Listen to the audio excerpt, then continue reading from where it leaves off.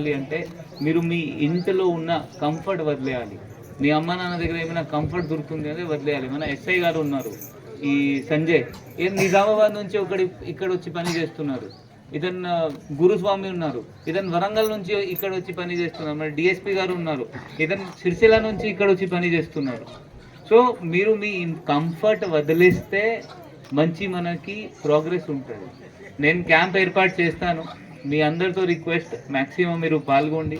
So that మీకు కూడా job వస్తే. హైదరాబాద్ మీరు చూసి ఉంటుంది, ఆ హైదరాబాద్లో ప్రపంచం ఎట్లా ఉంది, హైదరాబాద్లో ఏం నడుస్తుంది, వాళ్ళ రెహన్ సహన్ ఎట్లా ఉంటుంది, అయితే పెద్ద పెద్ద బిల్డింగ్స్ ఉన్నాయి, వాళ్ళ ఎట్లా మీరు ఇదే ఊరులో ఉండి ఇదే ఊరులో పని చేసి ఇదే ఊరులో అయిపోతాయంటే మనం మీకు తెలియదు బయట ప్రపంచం ఎట్లా ఉంది.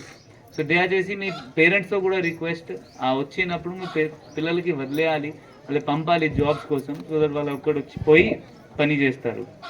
తాండాలో కూడా ఒక పర్సన్ దగ్గర చాలా గాంజా దొరికింది, ఐ థింక్ 2-3 నెలల క్రితం. సో అట్లయినా అంటే చాలామంది వాళ్ళ భూమిలో పండిస్తారు. ఇప్పుడు భూమిలో పండించే వల్ల వాళ్ళకి రైతు భరోసా క్యాన్సిల్ అయింది. దాదాపు చివరి సంవత్సరం 2025లో అట్లా 100 ఫార్మర్స్ది 100 రైతులది ఈ గవర్నమెంట్ నుంచి ఏమైనా రైతు భరోసా వస్తుంది, అది గవర్నమెంట్ నుంచి క్యాన్సిల్ అయింది. ఎందుకంటే వాళ్ళు వాళ్ళ భూమిలో గాంజా పండించారు. సో దయచేసి ఎవరైనా అట్లయినా యాక్టివిటీస్ చేస్తున్నారంటే దయచేసి బంద్ చేయండి. ఎవరికి అలవాటు ఉంటే మన రిమ్స్లో మంచి డాక్టర్ ఉన్నారు, సైకాట్రిస్ట్ ఉన్నారు.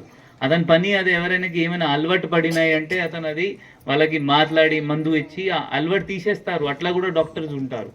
సో దయచేసి మీరు రిమ్స్కి పోతే, మీరు స్టాఫ్ నర్స్ సర్పంచ్ గారు ఉన్నారు, సర్పంచ్ గారు మీకు రిక్వెస్ట్, మీరు ఈ సంవత్సరం నెక్స్ట్ 2 సంవత్సరం ఒక ప్రణ్ తీసుకోవాలి.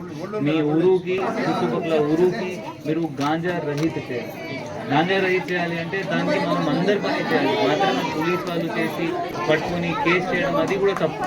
ఎందుకంటే మనం ఏం చేస్తున్నాం, జస్ట్ కేసు చేస్తాం, లోపల పంపిస్తాం, మళ్ళీ బయట వస్తాం. రెక్టిఫై కాదు, అలవాటు తీయాలి అంటే దానికి మీరు మళ్ళీ ఇప్పుడు మనం అది జిల్లాలో స్టార్ట్ చేసాము. డి అడిక్షన్ సెంటర్ ఉంది, అక్కడ పంపడం స్టార్ట్ చేసాము. ఎవరికి అలవాటు ఉంటే డైరెక్ట్లీ ఎస్హెచ్ఓ సిఐ దగ్గర